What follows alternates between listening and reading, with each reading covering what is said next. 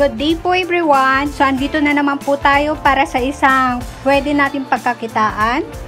Ang gagawin po natin ngayon ay butchi.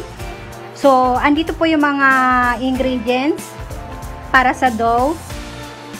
Glutinous rice, rice flour, sugar, warm water, potato, smashed potato po, powdered milk, oil, at asin. So, yan po lahat ang para sa dough. Umpisa na natin po. So, start na po natin yung glutinous rice.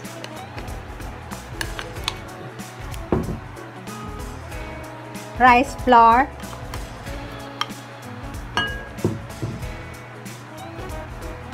Asukal.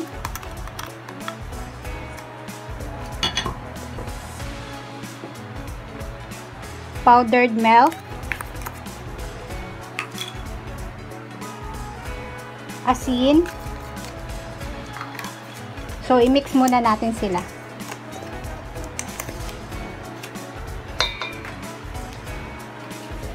Smashed potato,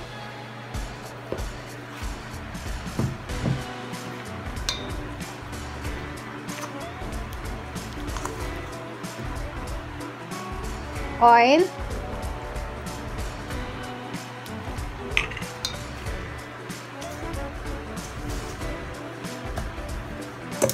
gumamit po tayo ng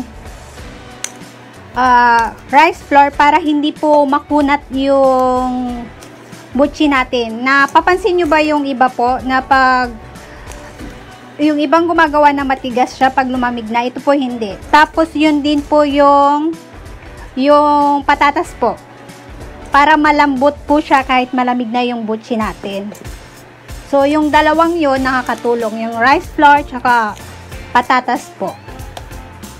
So, lagyan natin ng warm water para lumambot po yung dough natin.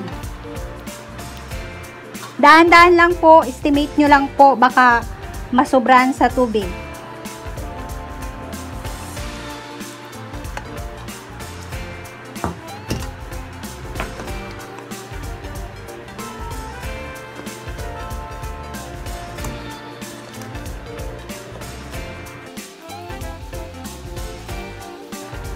Naglagay din po tayo ng powdered milk para malinamnam po siya.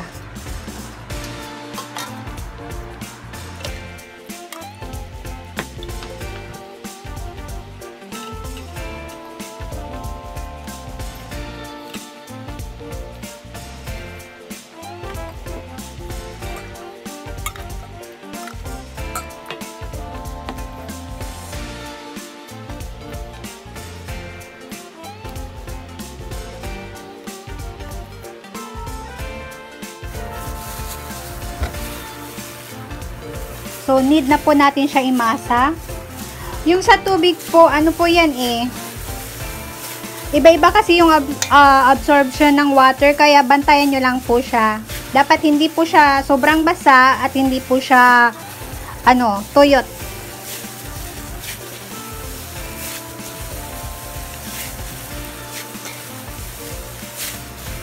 Isa po ito sa mga paborito kong pagkain.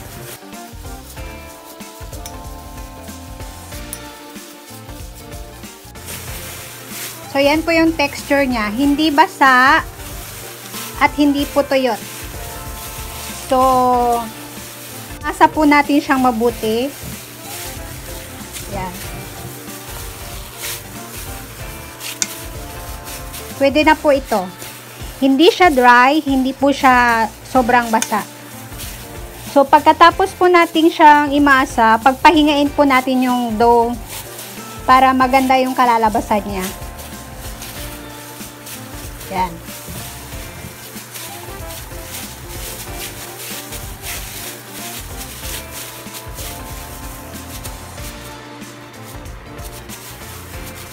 Pagpahingain po natin siya ng 15 minutes.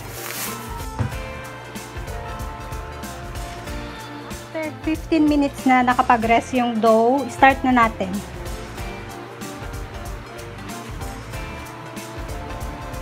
So, kakailanganin po natin ng yung palaman, cheese. Ginawa ko po siyang cubes. Tapos, sesame seeds po. So, may panukat po ako. 1 tablespoon po para pare-parehas po yung laki na gagawin po natin.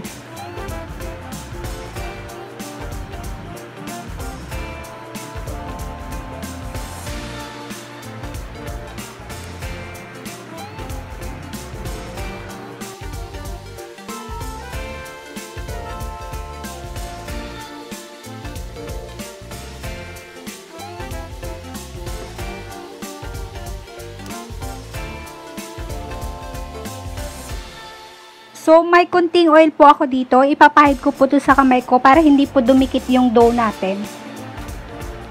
Kunti lang po. Ayan. I-roll mo siya pabilog. And then, i-flat mo siya.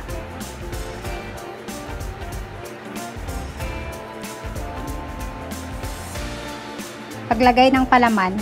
Yung pag-roll po nito para din po siyang yung masi. Yung niluto natin nung una. Ganyan lang po. Napakadali. Oh, bilog na siya agad. Ito po food coloring po ito kasi gumagawa po ako ng cake. Kakagawa ko po ng cake kanina 4. So, kung sa paglinis ng kamay, palagi po ako naghuhugas. Yan, bilog na po siya. Tapos, lagay na po natin siya sa sesame seeds.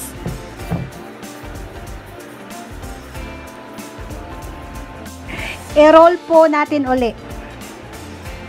Yan.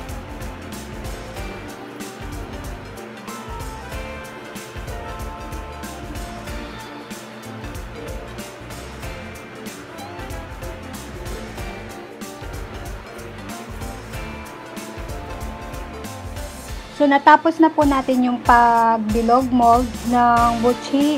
Ngayon naman, iluto na po natin. Kapag mainit na po yung mantika, saka po natin ilagay yung buchi. Dapat hindi sobrang lakas yung apoy para maluto hanggang sa ilalim.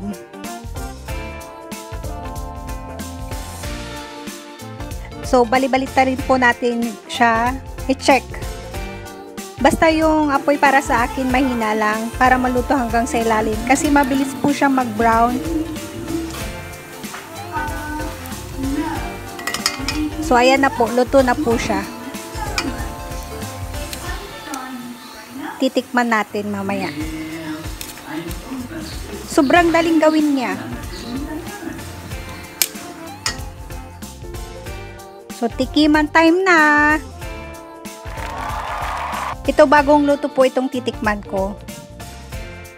Sobrang lambot po niya. Titikman ko po. Crispy po siya. Pag bagong luto, crispy po siya. Ko po uli siya after 6 hours kung ano yung texture niya. So, ganun pa din, malambot yung paghihiwain. Malambot pa rin po siya, masarap pa din. Kahit malamig na, malambot pa din. So, gawa na kayo mga kanegosyo. Super dali gawin. Masarap pa at mura ang mga sangkap niya.